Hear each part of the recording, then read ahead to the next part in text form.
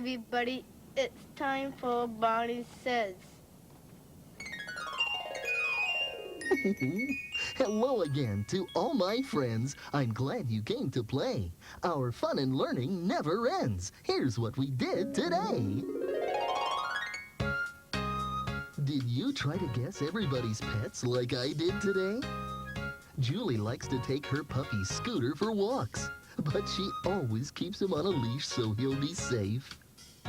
Scooter tickled my toes when he sat on my feet. Puppy, puppy. It was fun singing about the tricks a doggy does. Can you roll over? Oh, very good. Fluffy the kitten was nice and soft. Meow.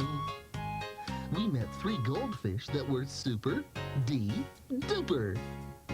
And we met Kathy's parakeet Priscilla. Do you remember what color she is? That's right, she's green. Hop, hop, hop. We pretended to be big bunnies. And Snuggles came back to Kenneth. He really loves his bunny. And remember, I love you.